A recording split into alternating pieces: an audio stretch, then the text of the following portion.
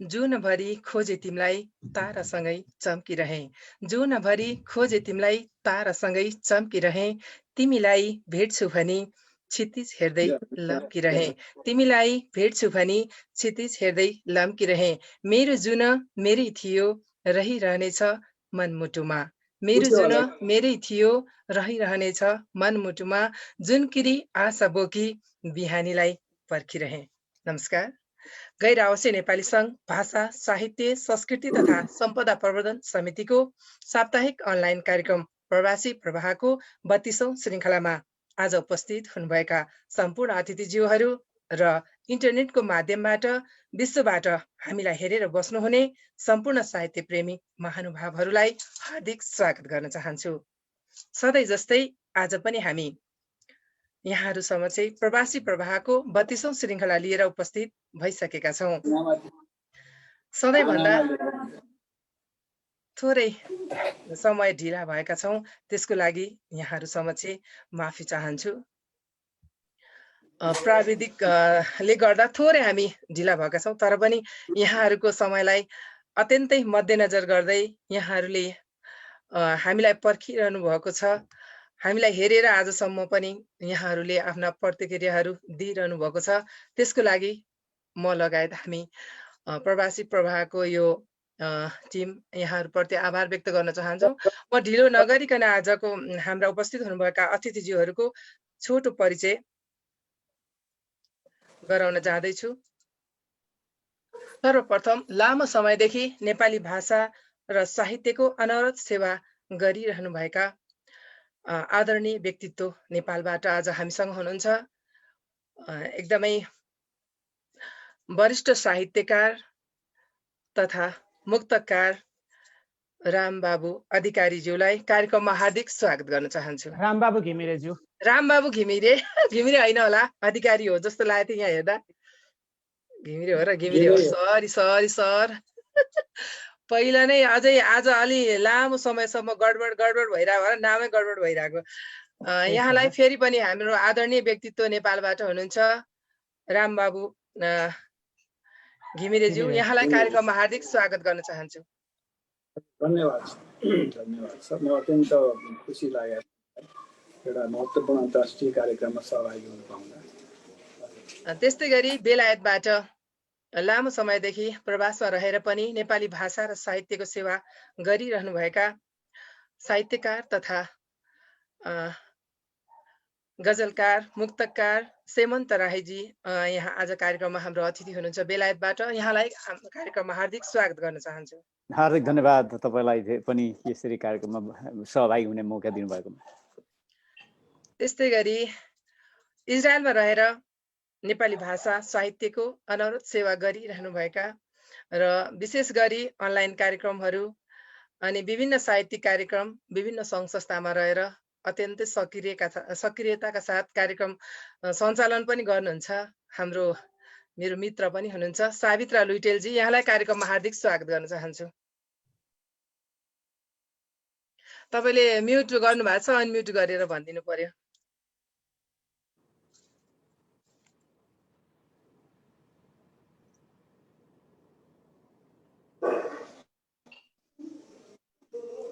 धन्यवाद, नमस्कार। त्यस्तै गरी हाम्रो जापानमा रहेर नेपाली भाषा र साहित्यको सेवा गरिरहनुभएका युवा साहित्यकार कवि तथा मुक्तकार अरुण पौडेलजी हुनुहुन्छ। उहाँ चाहिँ जापान अनि सासा च्याप्टरको अध्यक्ष पनि हुन्छ। यहाँलाई कार्यक्रममा हार्दिक स्वागत गर्न चाहन्छु। हजुर नमस्कार, हार्दिक धन्यवाद। म जापानको उपाध्यक्ष जानकारी गराएर सञ्चायत त्यहाँनिर चाहिँ हजुर हस् त सबैलाई साथीको अभिवादन।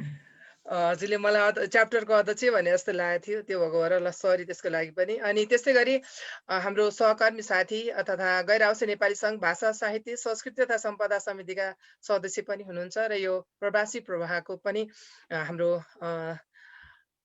साथी हुनुहुन्छ, सहयात्री हुनुहुन्छ। हामी सँगै कार्यक्रम चलाइरहेका छौँ। आज हामी सँगै हुनुहुन्छ र हामी निरपेशजी र म दुईजना आज हामी यो कार्यक्रममा रहनेछौँ सहजकर्ताको रूपमा। नृपेशजीलाई पनि फेरि स्वागत गर्छु। त्यस्तै गरी हाम्रो आजको हाम्रो नेपालबाट प्रमुख अतिथि रामबाबु घिमिरेजी हुनुहुन्छ। उहाँ प्राध्यापक हुनुहुन्छ, पूर्व क्याम्पस प्रमुख पनि हुनुहुन्छ। त्यस्तै गरी शहीद स्मृति बहुमुखी क्याम्पस चितवनका अवकाश प्राप्त हुनुहुन्छ। उहाँका थुप्रै साहित्यिक कृतिहरू प्रकाशित छन्, त्यो हामी बीचबीचमा उहाँहरूसँग कुराकानीको क्रममा पनि गर्नेछौँ। सर्वप्रथम आज यहाँहरूको उपस्थितिले हाम्रो कार्यक्रम चाहिँ अत्यन्तै भव्य र सभ्य हुनेछ भन्ने हामीले विश्वास गरेका छौँ। नृपेशजी, पहिलो चरणको कार्यक्रम यहाँले नै सञ्चालन गर्नुहोस् भन्ने म आग्रह गर्न चाहन्छु। धन्यवाद भगवतीजी र प्रवासी प्रवाहको 32औं श्रृङ्खला हेरिरहनुभएका सम्पूर्ण यहाँहरूलाई म कार्यक्रम सञ्चालक मध्येको एक नृपेश सुवेदीको न्यानो अभिवादन, नमस्कार। र भगवतीजी नेपालबाट र म बेलायतबाट यो कार्यक्रमको सञ्चालन गरिरहेको छु। आजको कार्यक्रम यस अर्थमा नि विशेष छ, भव्य छ कि आजको हाम्रो कार्यक्रमको प्रमुख अतिथि आदरणीय रामबाबु घिमिरेज्यू हुनुहुन्छ। रामबाबु घिमिरेज्यू व्यक्तिगत रूपमा मेरो चिन्जान थिएन, तर उहाँसँग म प्रत्यक्ष अप्रत्यक्ष रूपमा निकै नजिक छु, निकै राम्रोसँग जोडिएको छु। उहाँको घर टाढी, म जन्मिएको पिठुवा। उहाँले मेरो ठुल्दाईलाई पनि पढाउनु भयो र सँगसँगै पछि ठुल्दाईले उहाँसँगै एउटै कलेजमा पढाउनु पनि भयो। यस अर्थमा मेरो लागि उहाँ आदरणीय हुनुहुन्छ। र सँगसँगै उहाँको साहित्यिक यात्रा मैले बचपनदेखि सुनेको, उहाँको नाम एउटा साहित्यकारको रूपमा पनि बेला बेलामा दाइसँग कुरा गर्दा उहाँले भन्नुहुन्थ्यो, उहाँका 2-4 उद्गारहरू मलाई मनपर्छन्, जस्तो कि रक्सीले मातिनेले जोइलाई कुट्छ, सत्ताको मात हुनेले जो कोहीलाई कुट्छ, अथवा भर्खरै यता कतै सुनाखरी फुलको बास्ना चलिरहेको छ, लाग्छ भर्खरै यो बाटो तिमी हिँडेकी हुनुपर्छ। उहाँका यस्ता यी लाइनहरू मैले सानैदेखि मेरा दाजु राजेश सुप्रेतीको मुखारबिन्दुबाट सुन्दै हुर्केको र आजको यो कार्यक्रममा उहाँलाई यसरी पाउँदा म अत्यन्तै खुसी पनि भएको छु र कार्यक्रम एकदम पृथक र भव्य भएको पनि मैले महसुस गरेको छु। र सर, हजुरलाई कसरी बित्दैछ अहिले, हजुरको रिटायर लाइफहरू कसरी बित्दैछ, के छ? म यो पहिलो प्रश्न सोध्न चाहन्छु। मेरो रिटायर्ड लाइफ भनेको म अहिले जुन क्याम्पसमा धेरै वर्ष लामो समय शहीद स्मृति बहुमुखी क्याम्पसमा काम गरेँ, हजुर, सञ्चालक समितिको अध्यक्षको रूपमा काम गर्छु र केही समय क्याम्पसलाई दिन्छु, केही समय एउटा पत्रिका जो हिक्मती हामीहरू सुरु गरेको सम्प्रेषण साहित्यिक त्रैमासिक पत्रिका थियो, त्यो पत्रिकालाई निरन्तरता दिइरहेको, केही समय पत्रिकालाई, केही अध्ययनमा र केही लेखनमा, यसरी मैले आफ्नो समयलाई व्यतीत गरिराखेको छु। अहिले जस्तो कि हजुरको पहिलो कृति उपन्यास आयो 2032 सालमा, त्यसपछि मुक्तक सङ्ग्रह आयो, त्यसपछि लगातार निबन्ध सङ्ग्रहहरू आइरहेका छन्। अहिले हजुर निबन्धमा बढी केन्द्रित भएको हो कि लेखनका अरू पाटाहरू, अरू विधालाई पनि समानान्तर रूपमा अगाडि बढाइरहनु भएको छ?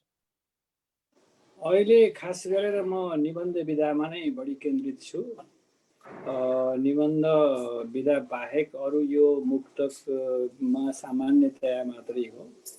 र अहिले चाहिने वर्तमान समयमा चाहिँ म एउटा उपन्यास लेख्दैछु, जुन उपन्यास चाहिँ अघोर मार्गमा आधारित छ, करिब कम्प्लिट हुने अवस्थामा छ। हजुर। र खास गरेर निबन्ध विधामै केन्द्रित छु। सरसँग मलाई अरू धेरै कुरा पनि जिज्ञासा छन्, अरू धेरै कुरा पनि जान्ने मन छ, तर सुरुमा एउटा केही सृजनाहरू सुन्न चाहन्छौँ हामी। हजुर कविता अथवा मुक्तक के सुनाउन चाहनुहुन्छ सर, अथवा यस्तै 2-4 लाइनहरू? अब म चाहिँ नि खासमा गद्य लेखक हुँ, त्यस कारणले यो गद्य लेखन गर्दाखेरि एउटा समस्या के पर्छ भने झट्ट सुन्नै हाल्ने एउटा त्यो सामग्रीको अलि अभाव नै रहन्छ। त्यस कारणले म 1-2 मुक्तकहरू सुनाउँला सुरुमा। अवश्य सर। हजुर। मलाई उकाली ओह्राली मनपर्छ, मलाई उकाली ओह्राली मनपर्छ, किनकि भिरको टाकुरीमा तिम्रो घर छ, किनकि भिरको टाकुरीमा तिम्रो घर छ। अब अर्को एउटा मुक्तक सुनाऊ। वृत्तमा घुम्दा घुम्दै चुडिएको चङ्गा हुँ म, वृत्तमा घुम्दा घुम्दै चुडिएको चङ्गा हुँ म, तिमीले जे ठान पवित्र त्रिशूली गङ्गा हुन तिमीले जे ठान पवित्र त्रिशूली गङ्गा। अब तेस्रो म करिब 5 वटा मुक्तक सुनाउँदैछु। तेस्रो मुक्तक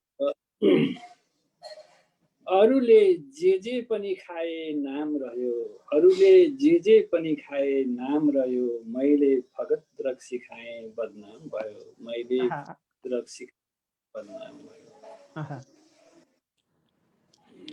अर्को मुक्तक छ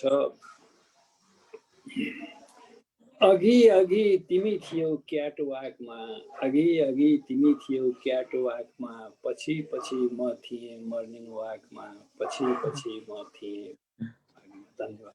म पछि सुनाउँला अथवा यो मेरो चाहिँ खास गरेर यो निबन्ध विधा भएको हुनाले अवश्य हजुरको यो लाइनको मलाई हजुर सर एउटा जति निबन्ध मेरो निबन्ध नै बढी निबन्ध विधामा केन्द्रित भएको हुनाले सुनाउला एउटा जति निबन्ध एउटा दुईटा कति अनुकूल हुन्छ। अवश्य सर। जस्तो कि हजुरले जुन हरफहरू दुई लाइनको हरफहरू वास्तवमा निकै टचिङ थिए र हामीलाई मजा पनि आयो। म फेरि फर्केर सरमा आउँछु, फेरि म कुरा गर्नेछु। र अहिलेलाई म बेलायततिर लाग्दैछु। सेमन्त राईजी तपाईँको अनम्युट गरिदिनु होला प्लिज। र मैले सेमन्त राईजी रिटायर्ड ब्रिटिस आर्मी पनि हुनुहुन्छ। उहाँ गीत गजल मुक्तकहरू लेख्नुहुन्छ। सँगसँगै उहाँको एउटा राम्रो पक्ष के छ, निकै राम्रो बाँसुरी पनि बजाउनुहुन्छ। आजको सुरुवातमा उहाँका एकचोटि थोरै भए पनि छोटो मिठो उहाँको बाँसुरीका धुनहरू हामी सुन्नेछौँ र त्यसपछि उहाँका सृजना सुन्नेछौँ। हजुर धन्यवाद अगेन निरपेशजी। भनिहाल्नु भयो अब मिठो बाँसुरी भनेर, तर अब मिठो त अब तपाईँहरूले सुन्दाखेरि कस्तो सुनिन्छ, तर म प्रयास गर्नेछु। अवश्य।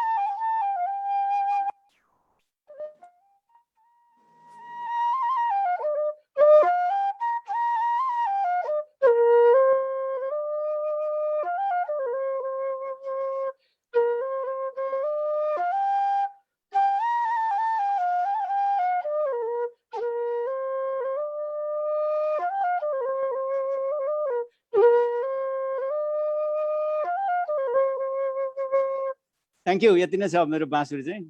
धेरै मिठो, धेरै धन्यवाद सेमन्त राईजी। निकै मिठो बाँसुरीको धुन सुनाउनु भयो। सँगसँगै सेमन्त राईजीको भर्खरै एउटा नयाँ गीत पनि आएको छ, यो उभौली हाम्रो पूर्वतिरको संस्कृतिलाई अलिकति प्रतिनिधित्व गर्ने उहाँको शब्दमा। र सेमन्तजी अब मुक्तक सुनौ। हजुर मैले कतिवटा मुक्तक सुनाउनु पर्यो?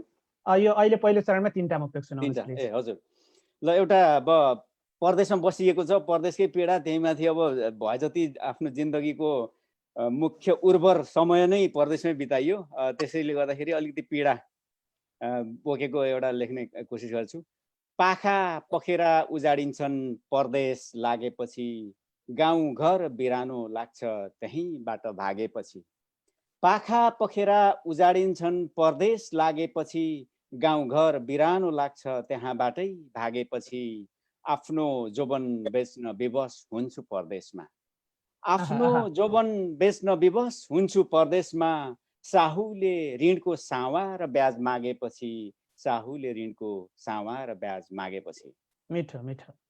अब दोस्रो, यो जीवनको अनुभूतिलाई अलिकति गर्न कोसिस गर्छु। फोटो सधैँ जवान तर मेरो जवानी हरायो, समयले चेतावनी दिँदा मन नजानी डरायो। फोटो सधैँ जवान तर मेरो जवानी हरायो, समयले चेतावनी दिँदा मन नजानी डरायो। सोधी हेर्छु आफैसँग म कहाँ चुकेछु भनेर, सोधी हेर्छु आफैसँग म कहाँ चुकेछु भनेर। समयको चक्रले आफैलाई बेइमानी गरायो, समयको चक्रले आफैलाई बेइमानी गरायो। अब अर्को तेस्रो, प्रेमिल। हाँसो खुसी पाए किन्थे केवल तिम्रो लागि, सुख पनि बेचिदिन्थे केवल तिम्रो लागि। हाँसो खुसी पाए किन्थे केवल तिम्रो लागि, सुख पनि बेचिदिन्थे केवल तिम्रो लागि।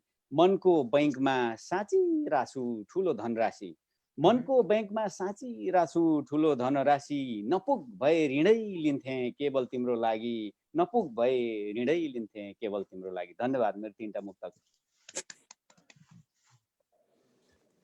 म्युट छ तपाईको। म अर्को चरणमा तपाईसँग अलिकति थोरै कुराकानी गर्नेछु। एउटा लाहुरे कसरी साहित्यमा लाग्नुभयो, दोस्रो चरणमा कुराकानी गर्नेछु। तर त्योभन्दा अगाडि म अब बेलायतबाट मध्यपूर्व हुँदै सुदूरपूर्व लाग्नेछु। अहिले मध्यपूर्वमा हाम्रो सावित्राल मुइटेल घिमिरेज्यू हुनुहुन्छ र उहाँसँग कुरा गर्दैछु। सावित्राजी, कार्यक्रममा स्वागत। सँगसँगै पहिलो चरणमा हामी सृजनै सुन्छौँ, त्यसपछि अलि कुरा गर्छौँ। अहिले सुरुमा तपाईँका 3टा रचना सुनौँ। मुक्तक भए 3टा मुक्तक सुनौँ, गजल भए 2टा गजल सुनौँ। धन्यवाद। सरासर सृजनातिर नै जाने भन्नुभयो, म सृजनातिर नै जान चाहन्छु। हामी कुरा गर्छौँ, हामी दोस्रो चरणमा कुरा गर्छौँ। भगवतीजीले मुक्तक विशेष भनेकोले गर्दाखेरि पहिला म मुक्तक नै वाचन गर्न चाहन्छु यति बेला। अवश्य। सबैजना जसले सुनिरहनु भएको छ प्रवासी प्रवाह कार्यक्रम आजको, सबैलाई एकदमै मुक्तकीय नमस्कार भन्न चाहन्छु। र अब भने म पहिलो मुक्तक प्रेमिल मुक्तकतिर नै म जान चाहन्छु। स्वीकार्नु है प्रिय, यादसँगै आफ्नो मन पठाएकी छु। स्वीकार्नु है प्रिय, यादसँगै आफ्नो मन पठाएकी छु। भुल्न नसकिने अतीतको मिठो गन्थन पठाएकी छु। स्वीकार्नु है प्रिय, यादसँगै आफ्नो मन पठाएकी छु। भुल्न नसकिने अतीतको मिठो गन्थन पठाएकी छु। विगतका झैँ कष्टप्रद को पन्तरो नसम्झनु यसलाई। स्वीकार्नु है प्रिय, यादसँगै आफ्नो मन पठाएकी छु। भुल्न नसकिने अतीतको मिठो गन्थन पठाएकी छु। विगतका झैँ कष्टप्रद को पन्तरो नसम्झनु यसलाई। न पीडाका बिस्कुन न त मैले क्रन्दन पठाएकी छु। यो एउटा मुक्तक भयो। अर्को मुक्तक यो नारी सम्बन्धी मुक्तक। चेलीबेटीलाई पक्कै एकदम आफै नै भएकोले गर्दा जति बेलै त्यही नै पढ्न पाए हुन्थ्यो जस्तो लाग्छ। हरेक कष्ट सहन गर्ने सृष्टि गर्ने यिनै छोरी। हरेक कष्ट सहन गरी सृष्टि गर्ने यिनै छोरी। गहभरि आँसु लुकाई खुसी भर्ने यिनै छोरी। हरेक कष्ट सहन गरी सृष्टि गर्ने यिनै छोरी। गहभरि आँसु लुकाई खुसी भर्ने यिनै छोरी। परिवारको आज्ञा मानी छोडेर आफ्नो जन्मथलो। हरेक कष्ट सहन गरी सृष्टि गर्ने यिनै छोरी। गहभरि आँसु लुकाई खुसी भर्ने यिनै छोरी। परिवारको आज्ञा मानी छोडेर आफ्नो जन्मथलो। पराई घर आफ्नो ठानी सरक्क सर्ने यिनै छोरी। तेस्रो मुक्तक। हिमाल मेरै हो पहाड तराई मेरै हो। हिमाल मेरै हो पहाड तराई मेरै हो। बाहुन छेत्री कामी दमाई मेरै हो। हिमाल मेरै हो पहाड तराई मेरै हो। बाहुन छेत्री कामी दमाई मेरै हो। बन्द गरौँ जात धर्मको नाममा लड्न। हिमाल मेरै हो पहाड तराई मेरै हो। बाहुन छेत्री कामी दमाई मेरै हो। बन्द गरौँ लड्न जात धर्मको नाममा। जसलाई चोट लागे पनि दुखाइ मेरै हो। धन्यवाद। आहा आहा आहा आहा एउटा गफाडी आउँछ यस्तो गफ लाउँछ भन्छ हाम्रो पार्टीले अब यो देश बनाउँछ आफ्ना विवेक बेचिसकेका हामीहरू फेरि एउटा गफाडी आउँछ यस्तो गफ लाउँछ भन्छ हाम्रो पार्टीले अब यो देश बनाउँछ आफ्ना विवेक बेचिसकेका हामीहरू फेरि सब थोक पत्याउँछौँ जे उसले बताउँछ सब थोक पत्याउँछौँ जे उसले बताउँछ यो चुनावको बेला आएको भएर मैले एउटा यो पुरानो मुक्तक यहाँहरू समक्ष सेयर गरेँ र निकै राम्रा मुक्तकहरू सुनाउनु भयो सावित्राजी मजा आयो र प्रेमिल मुक्तक निकै भावनात्मक मुक्तकहरू पनि थिए र तपाईँसँग पछि कुरा गर्नेछु त्योभन्दा अगाडि म सुदूरपूर्वतिर लाग्दैछु अरुण पौडेलजी हुनुहुन्छ जापानबाट आजको हाम्रो कार्यक्रममा अतिथिको रूपमा र उहाँका मुक्तक सङ्ग्रह बाडुल्कीका यादहरू र अर्को पनि प्रकाशन भएको छ र उहाँ अनेसास जापानको उपाध्यक्ष पनि हुनुहुन्छ धेरै कुरा पछि गरौँला अरुणजी पहिला तपाईँका दुईटा रचनाहरू सुनौँ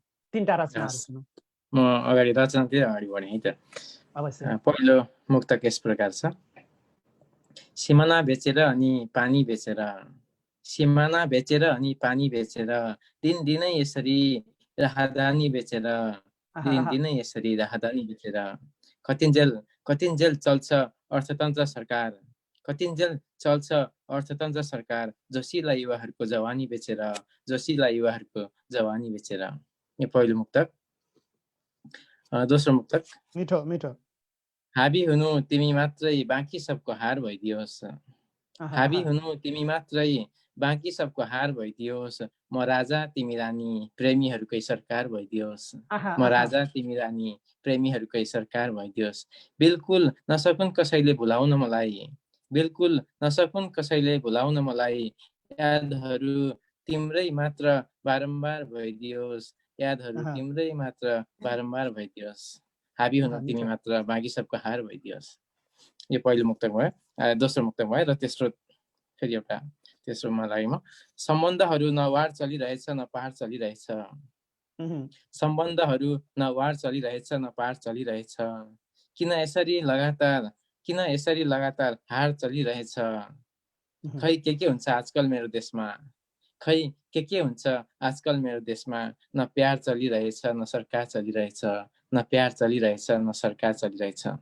बहुत बहुत मिठो निकै चोटिला मुक्तकहरू सुनाउनु भयो धन्यवाद अरुणजी र अब म ढिला नगरिकन आदरणीय रामबाबु घिमिरे सरतर्फ जाँदैछु र सर मलाई एक दुईवटा जिज्ञासा छ हजुरलाई राख्न मन लागेको जस्तो कि हजुरको साहित्य हजुर चितवनमै जन्मिनु भयो र आजसम्मको जीवन चितवनमै यहाँले व्यतीत गर्नुभयो र साहित्यमा यहाँको लेखनको प्रशंसा नगर्नेहरू कमै छन् अर्थात् जो कोहीलाई पनि यहाँका सृजनाहरू मन पर्छन् त्यो मलाई थाहा छ अझ यहाँसम्म कतिपय समालोचकहरू त यहाँसम्म भन्छन् कि शङ्कर लामी छानेपछि त्यो लेभलको निबन्ध लेख्ने मान्छे हो रामबाबु घिमिरे भनेर पनि भन्छन् तर जति हजुर अगाडि चर्चामा आउन पर्ने हो त्यति आउन सक्नु भएको जस्तो लाग्दैन कति यो मोफसलको बसाइले अलिकति हजुरलाई पछाडि छोडेको हो निश्चय नै अब यो अहिले के छ भने हरेक क्षेत्रमा एउटा मतलब प्रचार प्रसार भनौँ न साहित्य पनि के हो भने साहित्यका पनि उपभोक्ताहरू छन् जसरी कुनै सामग्री उत्पादन भएपछि प्रडक्ट भएपछि त्यसलाई उपभोक्ता कहाँ पुर्याउनु पर्ने हो पुग्यो भने त्यसको मार्केट विस्तार हुने हो र मलाई के लाग्छ भने मैले आफ्ना जो उत्पादनहरू सृजनाहरू हुन् त्यसलाई चाहिँ खासै पाठकमा पुर्याउन नसकेको अनुभूति मलाई पनि बारम्बार भइरहन्छ तर के हो भनेदेखि मेरो आफ्नो एउटा दृष्टिकोणमा साहित्य भनेको एकान्त साधना हो र यो ढिलो वा चाँडो पाठकहरूको हातमा पुग्ने नै छ भन्ने एउटा विश्वास मलाई छ र जति पाठक कहाँ पुगेको छ र तिनीहरूले मलाई मेरो सृजनाहरूलाई माया गरेका छन् र त्यो नै मेरो उपलब्धि हो र अहिले एउटा मेरो नयाँ निबन्ध सङ्ग्रह निस्केको छ जसको शीर्षक छ केन्द्र र परिधि र त्यसमा पनि यी कुराहरू सायद अलिअलि मैले सङ्केत गरेको छु त्यस कारणले अब यो प्रचार प्रसारको जमानामा प्रचार प्रसारबाट अलि टाढा हुँदा अन्तर्मुखी स्वभावको हुँदा आफूलाई चाहिने एक्सप्रेस गर्न नसक्दाखेरि भनौँ न त्यो त स्वाभाविक हो र काठमाडौँमा हुँदा वा नहुँदा धेर थोर फरक त परिहाल्छ। बाहिर बस्दाखेरि र बाहिर बसेर लेख्दा र काठमाडौँमा धेर थोर फरक त पर्ने नै भयो। तर पनि के हो भन्दाखेरि मूल कुरो चाहिँ नै अब यो एउटा प्रचारको त अहिले एउटा साधनहरू छन् नि, ती साधनहरूसँग प्रचारका साधनहरूसँग पहुँच भयो भनेदेखि त्यो एउटा पुरानो उखान छ के अरे बोल्नेको पिठो बिग्छ नबिग्नेको चामल बिग्दैन भने जस्तै त्यस्तै अवस्था पनि हो। तर यस्तो पनि छ सर, मलाई के लाग्छ भने हजुर सर मलाई के लाग्छ भने जस्तै जब कुनै साहित्यमा जब कुनै राम्रो सृजना हुन्छ तत्काल त्यो समयमा त्यसले एउटा लोकप्रियता नपाउला अथवा जनजनमा नपुग्ला, तर समय कालले त्यसलाई आज पुर्याउन नसकेको कुरोलाई भोलिको दिनमा पनि पाठकहरू समक्ष पुर्याएर एउटा हजुरको जुन विशिष्ट लेखन छ त्यसको असर छोड्छ भन्ने चाहिँ मैले विश्वास लिएको छु। भाइलाई धन्यवाद छ। निश्चित रूपमा यो के हो भने लेखन भनेको कस्तो कुरा हो भने पहिला हामी मनमा एउटा संरचना निर्माण हुन्छ, त्यसलाई चाहिँ नि एउटा लेखको स्वरूप धारण गरिसकेपछि त्यो नै एक प्रकारको विमोचन जस्तो मन विमोचित हुन्छ, मनबाट विमोचित भएर लेखको संरचना बन्छ।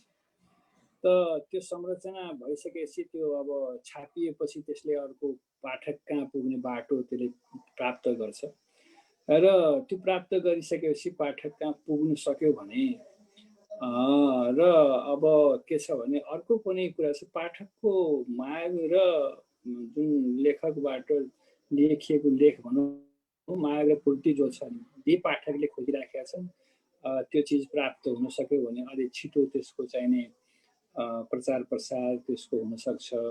र म अहिले केही समय यता अलि गम्भीर लेखनतर्फ प्रवृत्त छु मेरा आफ्नो दृष्टिकोणमा।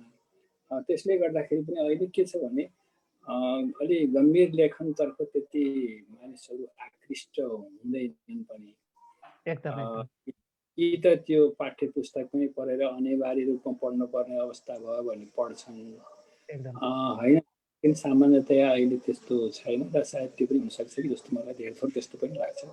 अवश्य सर। सर अब हामी हजुरका के एउटा सृजना सुन्छौँ, एउटा निबन्ध चाहिँ कति लामो छ सर?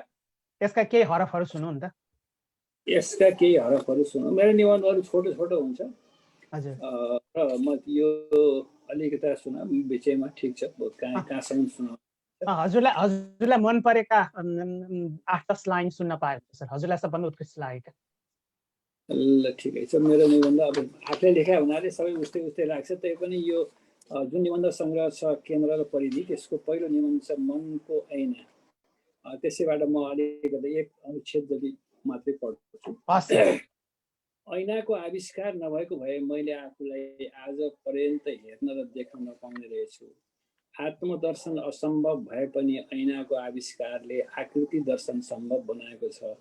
ऐना आविष्कार नहुँदाका मान्छेहरू आफूलाई देख्दै नदेखि मर्दा हुन्। मेरो मनमा बारम्बार प्रश्न उब्जन्छ कि वास्तवमा म ऐनामा देखिए जस्तै छु वा त्योभन्दा भिन्न। यस्तो किन सोच्छु भने म फरक ऐनामा फरक देखाइन्छु, त्यसैले यस्तो लाग्छ ऐनाले आकृति अनुरूप नभई आफू अनुरूप प्रतिबिम्बित गर्दो रहेछ। मान्छे पनि आफू अनुरूप अरूको प्रतिबिम्ब निर्माण गर्छ, त्यसैले एउटै व्यक्तिको फरक मान्छेको मनमा फरक प्रतिबिम्ब निर्मित भएको हुन्छ। त्यसो हुनाले नै एउटालाई अति मन पर्ने मान्छे अर्कोलाई पटक्कै मन नपर्न सक्छ। तपाईँ मलाई मन पराउने मान्छे हुनुपर्छ किनकि तपाईँ मेरो रचना पढिरहनु भएको छ। हाम्रो साहित्यको समस्या के छ भने लेखकभन्दा पाठकको सङ्ख्या न्यून छ। हामी गम्भीर चिन्तनमा भन्दा खुराफात मन पराउँछौँ। पाठक भनेका उपभोक्ता हुन् र उपभोक्ता न्यून भएपछि उत्पादनमा सङ्ख्यात्मक र गुणात्मक प्रभाव त पर्छ नै। त्यसैले कतिपय अवस्थामा लेखक, प्रकाशक, वितरक र पाठक आफै हुनुपर्छ। पहिलो धन्यवाद सर। निकै अब्बल सृजना हामीले चिनेको रामबाबु घिमिरेको त्यो स्तरीय लेख यहाँ पनि झल्किन्छ। सरसँग म फेरि पछि आउनेछु, कुरा गर्नेछु। हामीसँग कार्यक्रमको नि एउटा समय अवधि छ, त्यो भित्रमा कार्यक्रम सक्नुपर्नेछ। र भगवतजी कार्यक्रम ठिक भइरहेको छ नि होइन? एकदम राम्रो भइरहेछ। साथमा हुनुहुन्छ भगवतीजी, हाम्रो नियमित कार्यक्रम सञ्चालक हुनुहुन्छ। बेला बेलामा कहिले मैले बेलायतबाट, कहिले गौतमजीले अमेरिकाबाट, कहिले कोही साथीले कताबाट उहाँलाई साथ दिनुहुन्छ। र आजको कार्यक्रमको अतिथिको रूपमा हाम्रो रामबाबु घिमिरे सर आउने भन्ने थाहा पाएपछि त मैले आज म नि आउनुपर्छ भन्ने लागेर म पनि उपस्थित भएको हुँ। र त्यसको लागि म हाम्रो हिक्मत संयोजक हिक्मत सरलाई पनि धन्यवाद दिन चाहन्छु, भगवतीजीलाई पनि धन्यवाद दिन चाहन्छु। र हामी दोस्रो, अब हामी बेलायततिर लाग्ने पक्कै पनि हाम्रो बेलायतको हाम्रो सेमन्त राय सरसँग भनौँ न एउटा लाउरी पनि हुनुहुन्छ। त्यो जीवन र यो जीवन नितान्त फरक कुरा हो। र कसरी एक यो दुईटामा चाहिँ यहाँले चाहिँ भनौँ न एउटा लाउरीको जीवन त फरक जिन्दगी हुन्छ। हुन त जिन्दगी त सबैको हुन्छ, तर पनि साहित्यतर्फ कसरी आउनुभयो भन्ने कुरा सोध्छु भन्नुभएको थियो, त्यही भएर म चुप लाएर बसिरहेको। अनि मैले त्यही सोध्न खोजेँ। एउटा लाउरे, तपाईँ बन्दुकसँग खेल्ने मान्छे, बटालियनसँग खेल्ने मान्छे, हात हतियारसँग खेल्ने मान्छे, यी अक्षरहरूसँग, शब्दहरूसँग, भावनाहरूसँग खेल्न कसरी आइपुग्नु भयो? प्रश्नको लागि धेरै धन्यवाद निरपेशजी। के अरे कस्तो हुँदो रहेछ भने हाम्रो बाल्यकाल अक्षरबाटै सुरु भएको, अक्षरसँगै अब खेल्न सुरु गरियो। आखिरमा जीवनको सुरुवातीहरू त अक्षरबाटै सुरु भएको हुँदो रहेछ। अनि भावना भन्ने कुरा चाहिँ मान्छेको सबैको आफ्नो आफ्नै भावना हुन्छ, तर कसैले चाहिँ त्यो भावनाभित्र डुबेर आफूलाई कल्पनामा चाहिँ डुबाएर चाहिँ लेख्न सक्छन् र लेख्छन्। कसैले त्यसलाई चाहिँ अब आफ्नो भावनालाई चिनेका हुँदैनन्। तर मेरो चाहिँ कस्तो हो भने कम्प्लिटली पहिला अब स्कुलको समयमा पनि अलिअलि साहित्यमा चासो राख्ने, अनि क्याम्पसमा चाहिँ हामी के अरे हाम्रो मेरो प्रिय मित्र भरत र म चाहिँ सँगै, भरत लोरुङ र म चाहिँ सँगै अब क्याम्पस पनि पढेको होइन। अनि त्यतिखेर हामीले साहित्यको अलिअलि के अरे चासो हुँदै पनि हाम्रो नेपाली पढाउने गुरु हुनुहुन्थ्यो सोमनाथ घिमिरे, उहाँले त्यतिखेर एउटा कृति निकालेर हामी हाई स्कुल पढ्दाखेरि देखाउनु भएको थियो। अनि त्यो कृति देखाउँदाखेरि हामीलाई त्यति बेला त के हो जस्तो लाग्थ्यो, तर पछि बिस्तारो थाहा हुँदै गयो। त्यसपछि अब क्याम्पसमा पनि हामीले अलिकति नेपाली विषयलाई लिएर पढौँ न त भन्ने कुरा हुन्थ्यो र मैले चाहिँ बरु नेपाली भाषा नै अलिअलि पढौँ, के अरे नेपालमै बसेर भन्ने मेरो भावना पनि थियो। अनि त्यतिखेर क्याम्पस पढ्दाखेरि खगेन्द्र चापागाई भन्ने इलामको सर हुनुहुन्थ्यो नेपाली पढाउने, उहाँले पढाउनु हुन्थ्यो क्याम्पसमा पनि। त्यसरी नै नेपाली साहित्यमा चाहिँ चासो पहिलादेखि नै बढ्दै गएको अनि रहँदै आएको। तर पछि अब आफ्नो जीवनको हरेक चरणहरू फेरिँदै जाँदाखेरि हाम्रो पनि जिन्दगीको चरण चाहिँ त्यो विद्यार्थी जीवनबाट एकैचोटि लाउरे जीवनमा परिणत भयो। अनि लाउरे भएर आइसकेपछि सबै साहित्यिक भावना र चाहिँ सृजनाहरू कुण्ठित रूपमा ब्याकग्राउन्डमा बसेर के अरे आफ्नो आर्मी करियरलाई मात्रै धेरै फोकस गरियो। अनि त्यसपछि आफ्नो करियर बनाउने काममा मात्रै धेरै फोकस गरेकोले गर्दाखेरि त्यो साहित्य चाहिँ एउटा मनभित्र कता कता कुण्ठित रूपमा बसिरहेको, कुनाभित्र बसिरहेको थियो। तर हामीले एकैचोटि जब अब के अरे अवकाश प्राप्त भइसकेपछि त्यसले घरिघरि झस्काइराख्ने, घरिघरि के अरे मनलाई चाहिँ झकझकाइराख्ने गर्थ्यो। अनि त्यही समय आइपुगेको हुनाले यो सृजनामा अलिकति लाग्नुपर्छ अथवा के अरे आफ्नो भावनालाई अलिकति बाहिर प्रस्फुटन गराउनुपर्छ भन्ने के अरे उसले गर्दाखेरि सुन्दै आएर अहिले अलि पछिल्लो समयमा बिस्तारो फेरि त्यो पुरानो रहरहरूलाई चाहिँ पुरा गर्ने अथवा चाहिँ चासोहरूलाई चाहिँ अपूर्ण भएको चासोहरूलाई पुरा गर्ने त्यो हिसाबले अहिले यहाँ हिँड्दैछ र हजुरहरूसँग यसरी चाहिँ भेट हुने मौका पनि मिलेको छ। अवश्य धन्यवाद यी कुराहरूको यी जानकारीको लागि। निकै मजा आयो सुन्दाखेरि यसमा चाहिँ। अब हामी तपाईँको 3टा फेरि मुक्तक सुन्नेछौँ। हस्, मेरो एउटा देशभक्ति भावमा लेखेको छु। अवश्य। मेची काली वारीदेखि पारी तरौँ तरौँ लाग्छ, लेक बेसी सबैतिर बसाई सरौँ सरौँ लाग्छ। मेची काली वारीदेखि पारी तरौँ तरौँ लाग्छ, लेक बेसी सबैतिर बसाई सरौँ सरौँ लाग्छ। यो नेपाली खुन तात्छ छिमेकीले हेप्दा सधैँ यो नेपाली खुन तात्छ छिमेकीले हेप्दा सधैँ देशकै लागि ज्यानै फाली मरौँ मरौँ लाग्छ देशकै लागि ज्यान फाली मरौँ मरौँ लाग्छ।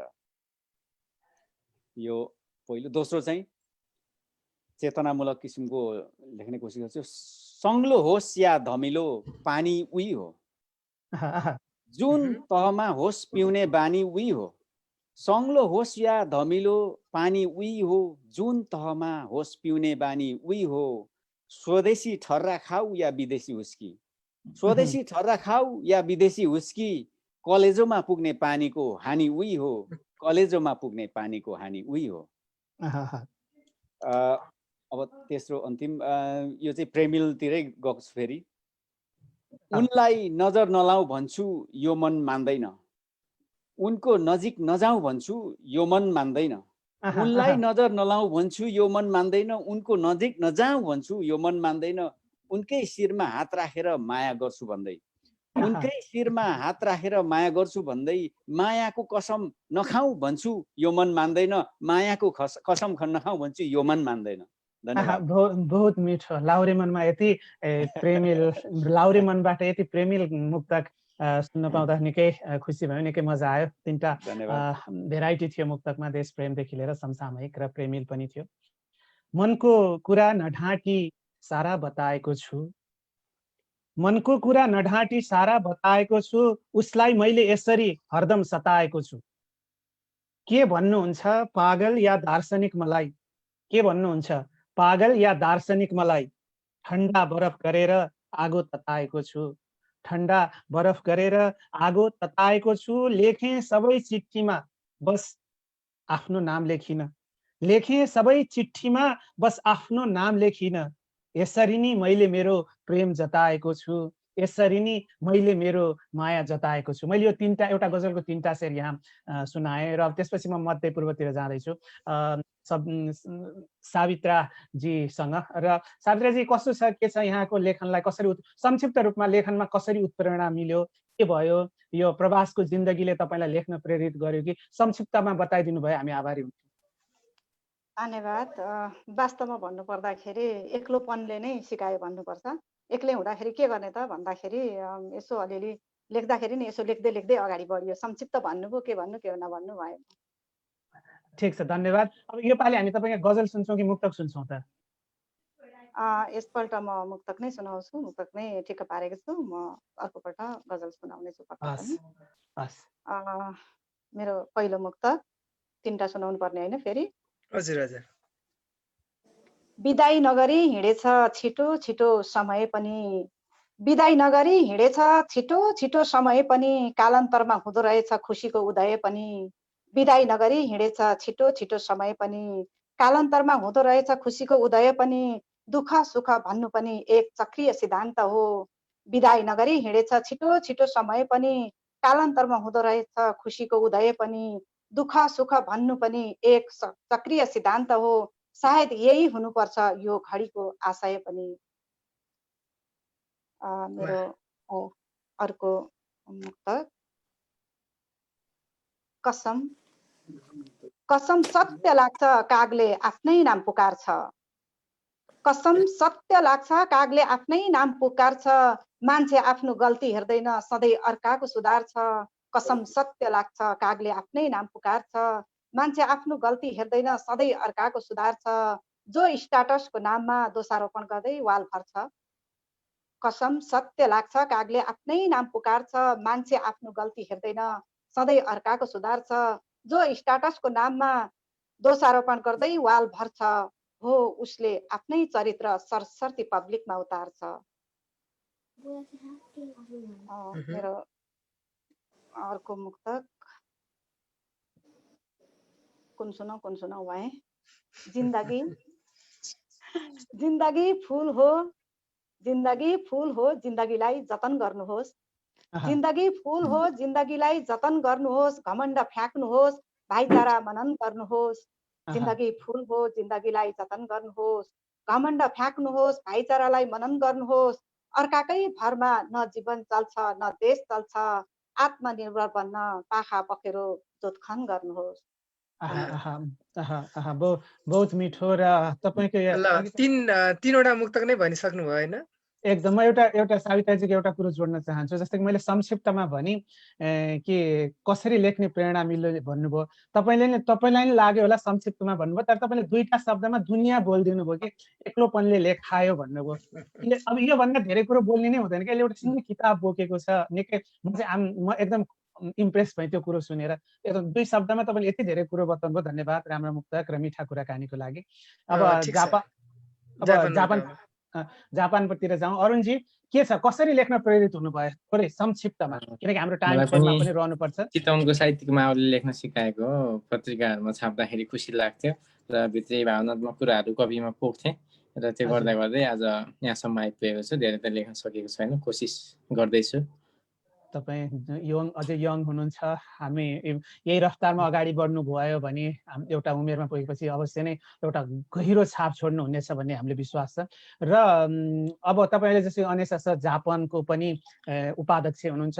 के छ अनेसा सर जापानको गतिविधि के छ, संक्षिप्तमा बताइदिनुहोस् न। हजुर, जापानतिर साहित्यिक माहौल राम्रो छ। यतिखेर कोरोनाले गर्दाखेरि भौतिक भेटघाट र कार्यक्रम चाहिँ गर्नु पाएका छैन, तर पनि हामी अनलाइन मार्फत नियमित श्रृङ्खला कार्यक्रमहरू गरिरहेका छौँ। धेरै लेख्ने साथीहरू हुनुहुन्छ, राम्रो छ यहाँको माहौल, साहित्यिक साथीहरू धेरै हुनुहुन्छ। अवश्य अवश्य। ल अब तपाईँको फेरि सृजना सुनौ, मुक्तकै सुन्ने होला, तीनटा मुक्तक सुन्नु। आज मुक्तक नै लिएर आएको छु। पहिलो मुक्तक लाउरे बनेर लेखेको छु।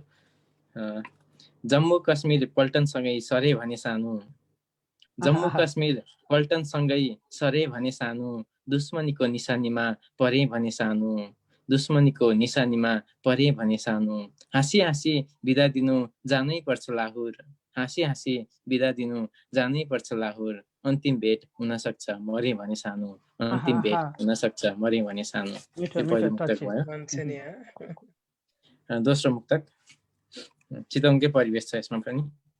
थाहै नपाई एउटा नाम दिलमा लेखिएछ, थाहै नपाई एउटा नाम दिलमा लेखिएछ, जवानी यो पिरतीको बिलमा लेखिएछ, जवानी यो पिरतीको बिलमा लेखिएछ, मौला काली सौराहा र नारायणीमा तस्बिर, मौला काली सौराहा र नारायणीमा तस्बिर, झनै याद बल्झाउन रिलमा लेखिएछ, झनै याद बल्झाउन रिलमा लेखिएछ।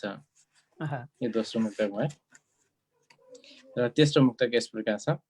जसरी तिमीलाई घर देश रमाइलो लाग्दैन, जसरी तिमीलाई घर देश रमाइलो लाग्दैन, भाग्यहरूलाई नियतिको आदेश रमाइलो लाग्दैन, भाग्यहरूलाई नियतिको आदेश रमाइलो लाग्दैन, प्रतीक्षामा बस्नु तिमी आउँछ अरुण छिट्टै, प्रतीक्षामा बस्नु तिमी आउँछ अरुण छिट्टै, मलाई पनि तिमी बिना परदेश रमाइलो लाग्दैन, मलाई पनि तिमी बिना परदेश रमाइलो लाग्दैन। धेरै धन्यवाद तीन मिठा निर्पेशजी। एउटा मुक्तक सुनाउनु मन लाग्यो मलाई पनि हाम्रो। अवश्य अवश्य। अरुणजीको मुक्तक सुनेर साह्रै राम्रो मुक्तकहरू सुनाउनु भयो।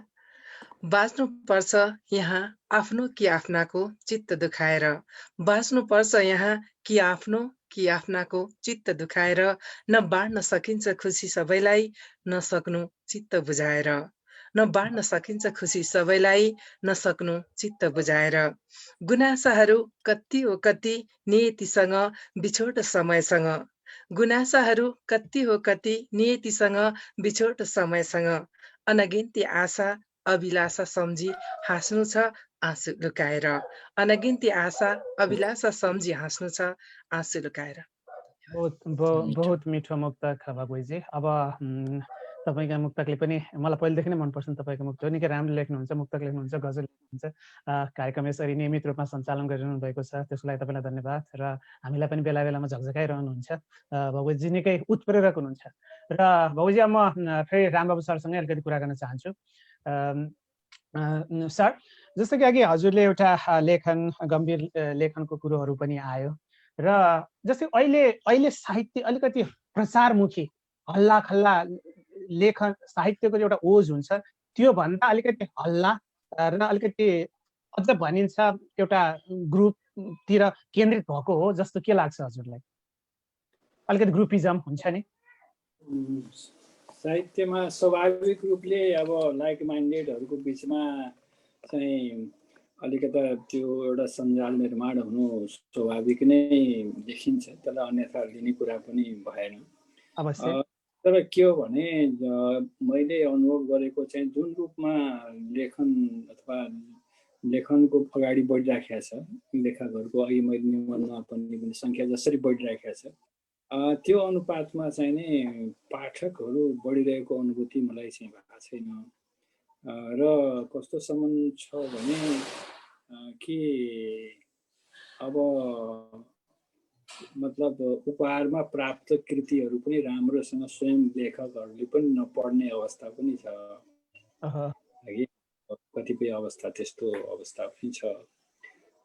त्यसले गर्दाखेरि अब प्रचारमुखी नै भनेर त्यसो भन्नुभन्दा त अब जुनसुकै रूपमा भए पनि साहित्यको प्रचार प्रसार भइराखेको छ, त्यो त त्यसलाई नकारात्मक रूपमा हेर्ने कुरा आएन। तर कतिपय अवस्थामा चाहिँ नै म एउटा सानो उदाहरण दिन चाहन्छु। त्यो के भने यो ग्रुपिजमले कहाँ फरक पार्छ भने ग्रुपिजमको आधारमा पुरस्कृत गर्ने जुन प्रचलन छ नि, त एउटा पुरस्कारको आदान प्रदान जस्तो पनि अवस्था छ। त्यसले असर गर्ने चाहिँ के हो भने एउटा कमजोर कृतिले पुरस्कृत भयो भनेदेखि त्यसको दुईटा असर पर्छ। एउटा असर त के पर्छ भने यो नयाँ युवाहरू छन्, युवाहरूलाई चाहिँ आदर्श ठान्दिन सक्छन्, त्यसलाई चाहिँ पुरस्कृत कृति भनेर एउटा आदर्श ठान्न सक्छन् भने अलि अब्बल दर्जाका लेखकहरू जो छन् उनीहरू अलिकता ह्यारेस हुन सक्ने अवस्था त्यसले चाहिँ ल्याउन सक्ने देखिन्छ। त्यो एउटा यसको मतलब कमजोरी पक्ष भन्नु पर्यो। अब अरू चाहिँ यो प्रचारमुखी त छँदैछ, साहित्यमा यो प्रवृत्ति छ, यसलाई धेरै नकारात्मक रूपमा पनि म हेर्दिनँ, किनभने जुनसुकै रूपमा भयो नि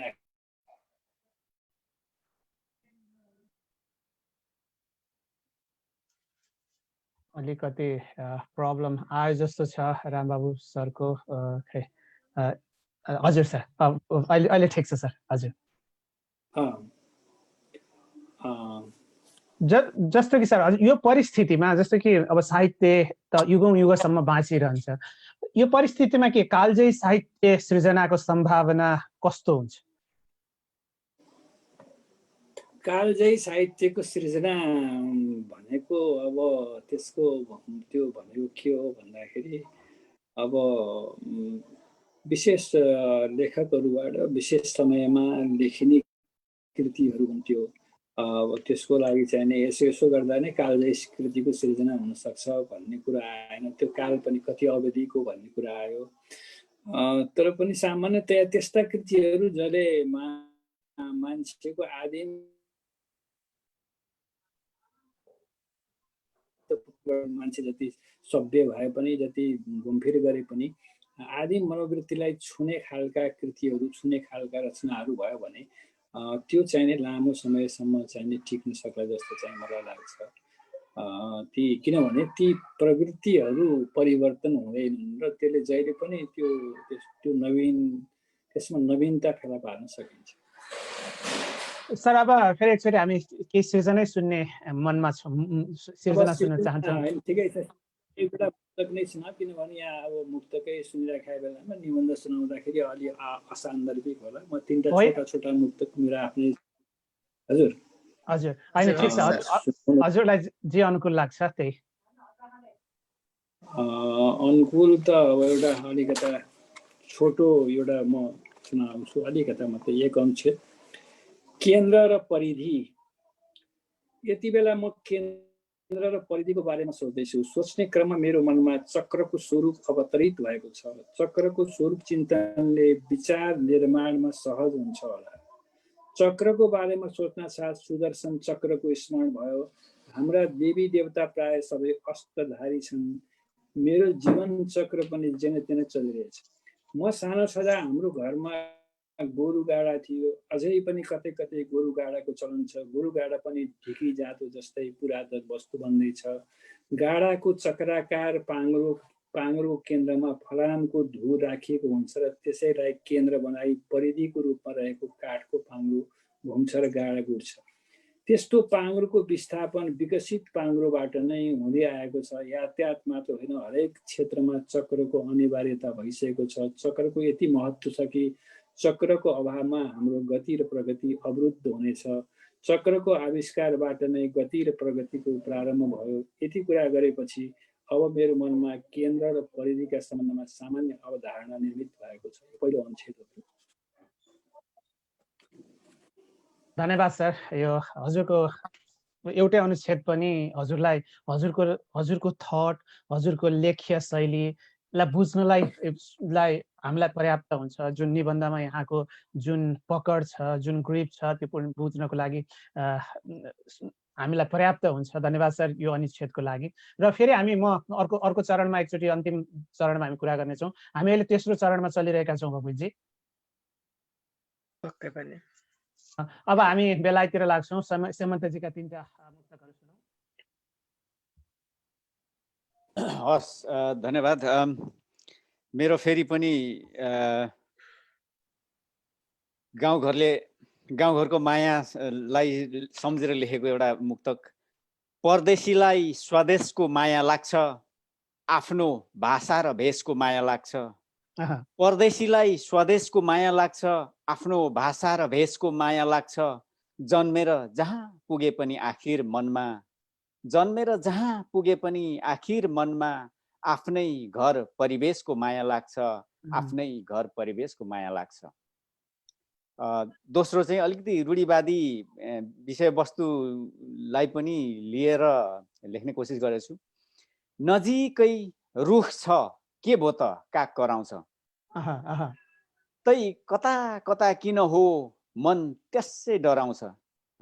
नजिकै रुख छ, के भो त काग कराउँछ, तै कता कता किन हो मन त्यसै डराउँछ। समाचार परदेशमा के आउने हो झस्कँदै, समाचार परदेशमा के आउने हो झस्कँदै। गाउँघर सम्झेर ओठ अनायासै बरबराउँछ, गाउँघर सम्झेर ओठ अनायासै बरबराउँछ। अर्को मुक्तक चाहिँ अब अलिकति युद्ध साहित्यलाई छुन कोसिस गरेको छु। यो चाहिँ अब लाहुरेकै कथालाई अलिकति इङ्गित गर्न खोजेको छु। पुस्तौँको इतिहास रङ्गिन छ रगतले लेखिएको, पुरानो कथा लाहुरेको गोला बारुदले भरिएको। पुस्तौँको इतिहास रङ्गिन छ रगतले लेखिएको, पुरानो कथा लाहुरेको गोला बारुदले भरिएको। भिक्टोरिया क्रस आफै बोल्दछ युद्धको कथा, भिक्टोरिया क्रस आफै बोल्दछ युद्धको कथा। मरेर बाँच्ने बहादुर गोर्खालीको नामले चिनिएको, मरेर बाँच्ने बहादुर गोर्खालीको नामले चिनिएको। धन्यवाद। आहा आहा आहा आहा। हजुरबा भन्नुहुन्छ सधैँ नाति कुरा बुझ, हजुरबा भन्नुहुन्छ सधैँ नाति कुरा बुझ। दुध दिने गाईले हान्छ लात्ती कुरा बुझ, नपुगिन सक्छ कहीँ सिधा बाटो हिँडे। हजुरबा भन्नुहुन्छ सधैँ नाति कुरा बुझ, दुध दिने गाईले हान्छ लात्ती कुरा बुझ। नपुगिन सक्छ कहीँ सिधा बाटो हिँडे। हेरेर पहिले कमिलाको ताँती कुरा बुझ, हेरेर पहिले कमिलाको ताँती कुरा बुझ। धन्यवाद सेमन्तजी, निकै राम्रा र विविध प्रकारका मुक्तकहरू सुनाउनु भयो। धन्यवाद। र अब हामी सावित्रा लुइटेल ज्यूबाट जान्छौँ। उहाँले गजल पनि सुनाउनुहुन्छ। यो चरणमा हामी उहाँका 2टा गजल सुन्नेछौँ। एउटा मुक्तकै सुनाउन मन छ अनि एउटा गजल सुनाउँछु। अवश्य हुन्छ। यो मुक्तक मैले अघि नै सुनाउँछु भन्दै थिएँ, त्यतिकै भएछ। मेरो मुक्तक यस्तो छ। वर्षौँ अघि हिँडेकी थिएँ परदेश राहदानी बोकेर, 15 वर्ष भयो। वर्षौँ अघि हिँडेकी थिएँ परदेश राहदानी बोकेर, मनभरि अथाह पीडा र यी आँखामा पानी बोकेर। वर्षौँ अघि हिँडेकी थिएँ परदेश राहदानी बोकेर, मनभरि अथाह पीडा र यी आँखामा पानी बोकेर।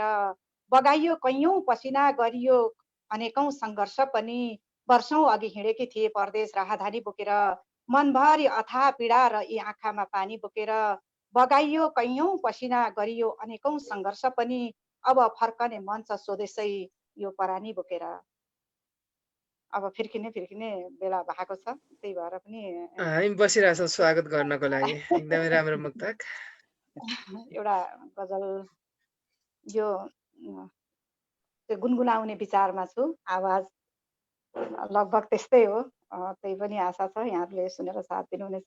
तरन्नुममा चाहिँ मजा आउँछ प्लिज। आफ्नै सुर भनौँ न, यो चाहिँ म त्यो अलिक पारा आउँदैन।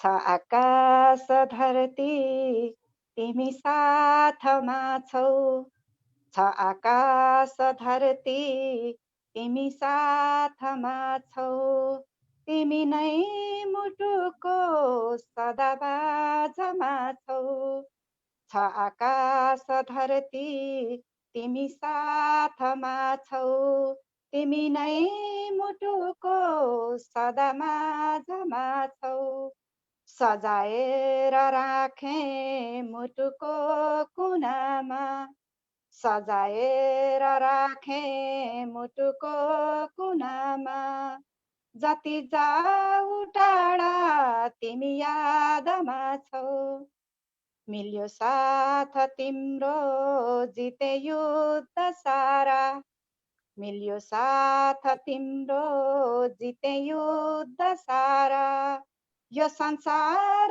जस्तै त्यही सारामा छौ, भयो प्यार हाम्रो अनौठो थरीको, मसित हुँ तिम्रै तिमी राममा छौ, भयो प्यार हाम्रो अनौठो थरीको, मसित हुँ तिम्रै तिमी राममा छौ, कहाँ जान्छ होला दिलैको उ साथी, कहाँ जान्छ होला दिलैको उ साथी, नसोधे कहाँ छु यही काखमा छौ, छ आकाश धरती तिमी साथमा छौ, तिमी नै मुटुको सदा माझमा छौ। धन्यवाद।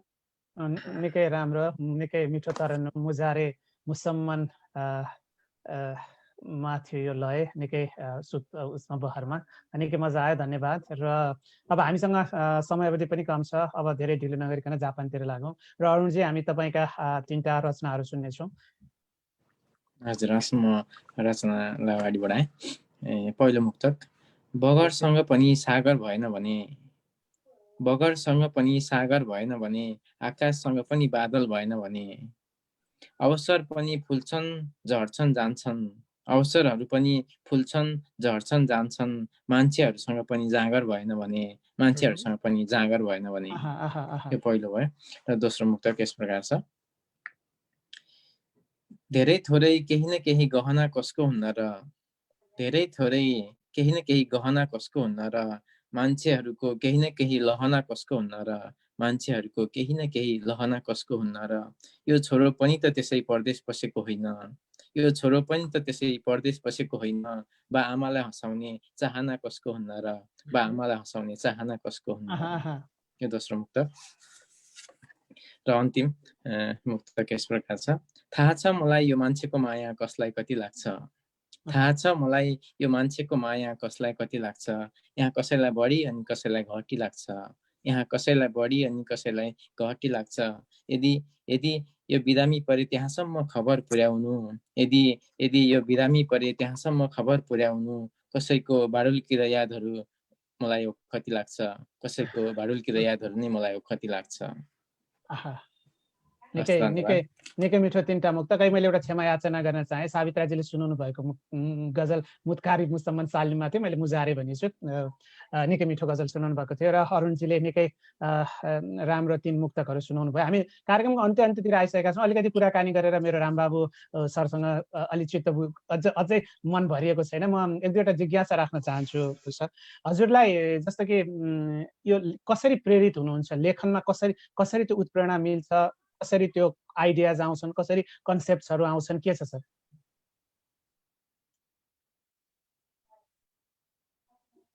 लेखनको मुख्यतया के हो भने लेखनको कच्चा सामग्री भनेको जीवन जगत नै हो। जीवन जगतमा जो अनुभूति हुन्छ तिनी अनुभूतिहरूलाई आफूले मनले चाहिँ त्यसलाई संरक्षित गरेर प्रकाशन गर्ने हो, जसको लागि जीवन जगतको अनुभव भन्नाले अब एउटा लेखनको लागि अपरिहार्य भनेको त अध्ययन नै हो। कि अध्ययन बिनाको लेखन हुनसक्छ के हो भने यो गीति रचनाहरू अध्ययनको अभावमा पनि राम्रा राम्रा सृजना हुन सक्छन्। तर जो निबन्ध विधाको कुरा मसँग सरोकार छ। निबन्ध विधामा चाहिँ व्यापक अध्ययन नगरिकन निबन्ध विधा लेखन चाहिने ज्यादै अप्ठ्यारो हुन्छ। किनभने निबन्ध विधा एउटा स्वतन्त्र विधा पनि हो जसमा जे कुरा पनि सान्दर्भिक हुन सक्छन्, त्यसको एउटा अन्तर श्रृङ्खला हुन्छ। त्यो चाहिने लेखनको मूल चाहिने प्रयोजन थियो। जहाँसम्म मेरो प्रेरणाको कुरा छ, म वास्तवमा यो पढ्दादेखि नै अब मैले जुन लेखक कविहरूका कृतिहरू, धेरै लेखक कविहरूका कृतिहरू पढेँ। तिनै कृतिहरूबाट र सामाजिक परिवेशबाट प्रभावित भएर आफूलाई अभिव्यक्त गर्ने क्रममा लेखिएको हो। र मूलतः के हो भने एउटा लेखकले किन लेख्छ भने एउटा लेखक मात्रै होइन कि हरेक मानिसहरू अस्तित्व बोध गराउन, आफ्नो अस्तित्व बोध गराउन प्रयत्नशील रहन्छन्। मानिस मात्रै होइन, पशु पक्षी चराचुरुङ्गी पनि सबै अस्तित्व बोध गराउन चाहने प्रयत्नशील रहन्छन्। जस्तै वनस्पतिको कुरा गरौँ, बाक्लो बाक्लो रुख भएको ठाउँमा रुखहरू अल्को अल्को हुन्छ र त्यो चाहिने सूर्यको प्रकाश त्यसले खोज्छ। त्यो भनेको पनि अस्तित्व बोध नै हो। वास्तवमा के हो भने लेखनको मूल प्रेरणा भनेको आफ्नो अस्तित्व बोध गराउनु हो र त्यो हर क्षेत्रमा लागु छ। म अर्को पनि उदाहरण दिन चाहन्छु कि ल मलाई जस्तै एउटी युवतीले मतलब आफ्नो अनुहारमा श्रृङ्गार गर्छ, त्यो आफ्नो लागि होइन, उसले ल मलाई हेर भने लुक एट मी, त त्यो पनि अस्तित्व बोध नै हो। त्यस कारणले लेखकले पनि म लेख्दैछु, मेरो लेख हेर अथवा म के लेख्दैछु भनेर उसको अस्तित्व बोध गराउने चाहना दुःखै लेख्ने हो। र त्यही अनुसार नै मलाई लाग्छ सबै लेखकहरूले लेख्ने गर्छन्। त्यसलाई अर्को सामान्य अर्थमा मतलब एउटा लोकप्रियताको लागि भने पनि हुन्छ, पहिचानको लागि भने पनि हुन्छ, अथवा मूलतः अस्तित्व बोध नै हो लेखनको प्रयोजन। निकै मिठो कुराकानी। हामी अब कार्यक्रमको अन्तिम अन्तिममा आइसकेका छौँ र मैले कार्यक्रमको विसर्जनको लागि भगवतीजीलाई कार्यक्रम फेरि पुनः उहाँले मलाई हस्तान्तरण गर्नुभयो, मैले उहाँलाई फेरि हस्तान्तरण गर्नु हो कि थिए जुन तारा उज्यालो थिएन, गगनलाई पिडायो सानो थिएन, गगनलाई पिडायो सानो थिएन। आजकल म बताऊं के कारण, दुखे आजकल म बताऊं के कारण, कुनै घाउ फेरि दुखेको थिएन, कुनै घाउ फेरि दुखेको थिएन। मैले यहाँ दुईटा शेर, एउटा गजलको दुईटा शेर सुनाएँ। मैले रामबाबु सरले अर्को केही सुनाउँदै हुनुहुन्थ्यो, उहाँलाई त्यो सुनेपछि भगवतीजीलाई म विसर्जनको लागि हस्तान्तरण गर्नेछु। मलाई आज यो कार्यक्रममा धेरै राम्रा राम्रा मुक्तकहरू, गजलहरू सुन्ने अवसर पाएँ मैले। मलाई के लाग्यो भन्दाखेरि नेपाली साहित्यको मलाई अलिकता के थियो भने नेपाली साहित्य भनेपछि नेपालभित्र मात्रै यसको यो रूपमा सृजना भइराखेको होला भन्ने सोचेको थिएँ। आज जो रचनाहरू सुने मैले त्यस सुनेपछि बडो खुसी यस अर्थमा लागेको छ कि नेपाल बाहिर पनि जहाँ जहाँ नेपालीहरू पुगेका छन् त्यहाँ त्यहाँ चाहिँ नेपाली मन पनि पुगेको छ। किनभने साहित्य भनेको मनको खेती हो। त्यो खालका गजलहरू सुन्ने अवसर प्राप्त भयो। उहाँहरूप्रति, उहाँहरू सर्जकहरूप्रति पनि म अत्यन्त आभारी छु। र मलाई पनि के मिल्यो भने यो उहाँहरूकै प्रेरणाले दुईवटा यो गजल एक दुईवटा सुनाउने चाहिने अनुमति चाहे। र पहिलो गजल मुक्तक छ।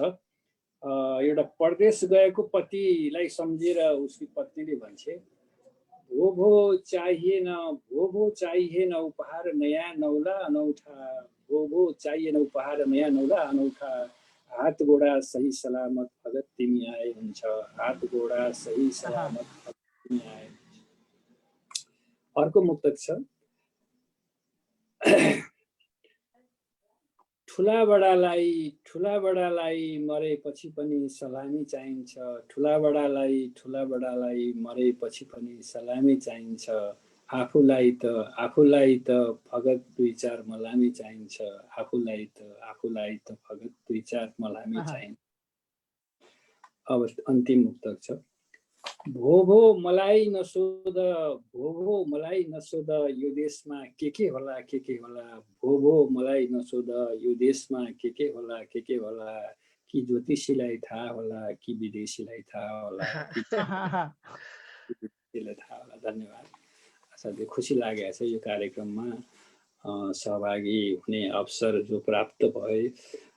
एकमत भाइसँग पनि म अत्यन्त आभारी छु। हामी सम्प्रेषण प्रकाशनको क्रममा धेरै चाहिँ काम पनि गऱ्यौँ। म पनि त्यसमै भाइ हुनुहुन्छ। भगवती बहिनी सम्झिनुभयो। अब होइन, म आउँछु यहाँतर्फ, फेरि आउँछु। मेरो बाँकी नै छ मेरो कुराहरू हजुरसँग थुप्रै यो सानो कार्यक्रममा हामीले हजुरसँग धेरै कुरा त गर्न सकिरहेको छैनौँ। निरपेशजी हजुरले सक्नुभयो? मैले सकेँ। अब कार्यक्रमको विसर्जनतिर तपाईँ लाग्नुभयो। हजुर, हस्।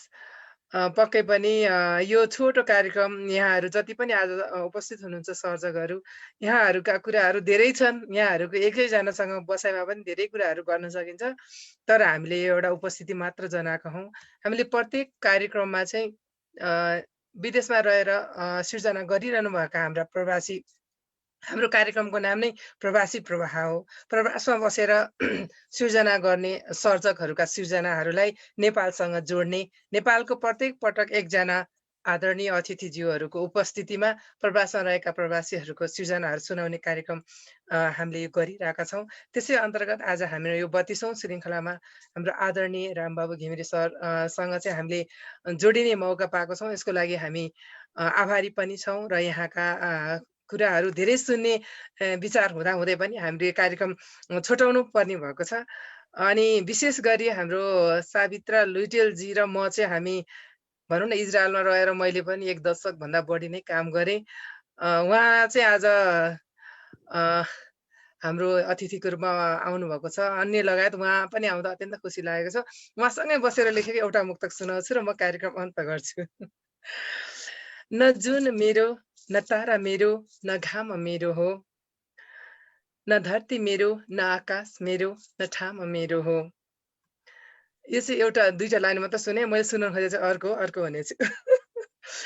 रोयौ होला कति तिमी, म पनि त रोएँ, रोयौ होला कति तिमी, म पनि त रोएँ, भक्कानिए कति पटक तिम्रै तस्बिर छोएँ, भक्कानिए कति पटक तिम्रै तस्बिर छोएँ। 1-2 वर्ष भन्दा भन्दै वर्षौं बित्यो प्रवासमा, 1-2 वर्ष भन्दा भन्दै वर्षै बित्यो प्रवासमा। अथाह प्रेम सागर थियो र त आँसुमै जिए, अथाह प्रेम सागर थियो र त आँसुमै जिए। धन्यवाद। यो चाहिँ त्यो हामी सँगै बसेर हामीले चाहिँ एउटा मुक्तकिलो हाम्रो त्यहाँ बसेका सबै साथीहरूलाई चाहिँ मुक्तकहरू लेख्न लगाउने र प्रत्येक हप्तामा 1 दिन चाहिँ मुक्तक एकदम त्यो सङ्गालोलाई चाहिँ प्रकाशन गर्ने काम पनि हामीले गरेका थियौँ। उहाँ र म चाहिँ हामी एउटै अभियानमा लागेर हामीले धेरै कामहरू गरेको भएर मैले त्यो कुरा सम्झेको मात्र। धेरै कुराहरू छन्। अब यो छोटो बसाइमा सबै कुराहरू गर्न अलिकति असम्भव पनि हुन्छ। सबैभन्दा पहिला म आज उपस्थित हुनुभएका हाम्रा सेमन्त राईज्यू, अनि हाम्रो अरुण पौडेलज्यू, अनि हाम्रो आदरणीय रामबाबु सर अनि हाम्रो सावित्राजी, सबैमा आभार व्यक्त गर्दछु। अनि एकदम कुशलताका साथ कार्यक्रम सञ्चालन गर्नुभयो। हाम्रो निर्देशीमा पनि आभार व्यक्त गर्दछु। अन्तमा हाम्रो रामबाबु सरलाई के भन्न चाहन्छु भने हामीले यो प्रवासमा रहेका प्रवासी नेपालीहरूलाई नेपाली साहित्य अथवा नेपालसँग जोड्ने यो कार्यक्रम हामी 32औं श्रृङ्खलामा पुगिसकेका छौँ। यो कार्यक्रममा आज यहाँ हाम्रो अतिथि हुनुहुन्छ। यो कार्यक्रम यहाँलाई कस्तो लाग्यो र हामीले यो अझै पनि कस्तो किसिमको कार्यक्रम, अझ यसमा सुधार केही गर्नुपर्छ कि यहाँको सल्लाह सुझाव सहित हामी यो आज कार्यक्रम विसर्जन गर्छौँ। यो कार्यक्रम चाहिँ नि अत्यन्त रोचक पनि लाग्यो, ज्यादै खुसी पनि लाग्यो।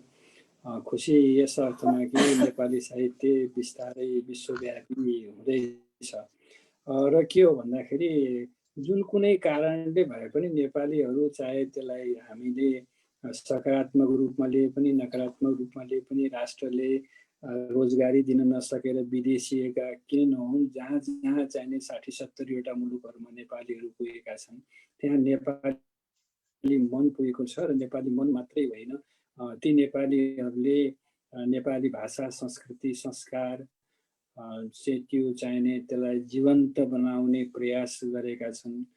त्यो एउटा पक्ष, त्यो अत्यन्त सुन्दर पक्ष हो भने दोस्रो कुरो के हो भन्दाखेरि विभिन्न मुलुकमा गएका नेपालीहरू त्यहाँको संस्कृति, त्यहाँको चाहिने संस्कृति, सभ्यता, चालचलन इत्यादिबाट परिचित उनीहरू हुन्छन् र ती कुराहरूबाट पनि मुलुकले लाभ लिन सक्छ। एउटा के हो भन्दाखेरि अब मलाई त कस्तो लाग्छ भने जो नेपाल अबको 15-20 वर्षपछि एउटा नेपाल नै एउटा चाहिने ज्ञानको विभिन्न देशबाट जो नेपालीहरू त्यहाँ ज्ञान, सिप, अनुभव आर्जन गरेर स्वदेश फर्कन्छन्, फर्किसकेपछि एउटा नेपाल सानो विश्वकै रूपमा चाहिने नेपालको एउटा चाहिने पहिचान बन्नेछ भन्ने मलाई लागेको छ। र यो आज जुन किसिमको कार्यक्रम प्रवासी प्रवाह छ, यो चाहिँ अत्यन्त उपयुक्त र अत्यन्त रोचक, आकर्षक छ।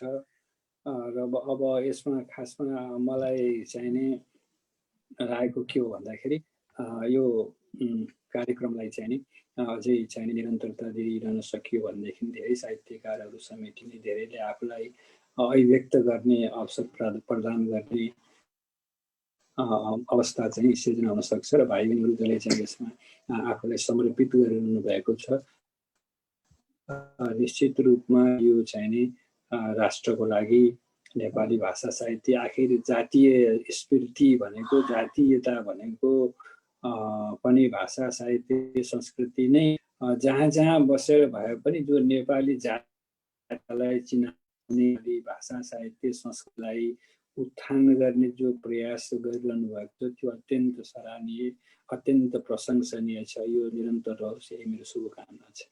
हार्दिक आभार यहाँलाई, यहाँ लगायत यहाँ उपस्थित हुनुभएका सम्पूर्ण अतिथिज्यूहरूलाई यहाँहरूको यो अमूल्य समय र सिर्जनाका लागि हार्दिक आभार व्यक्त गर्दै म भगवती बस्नेत र हाम्रो निरृष्टि आजको कार्यक्रमबाट बिदा हुन्छौँ।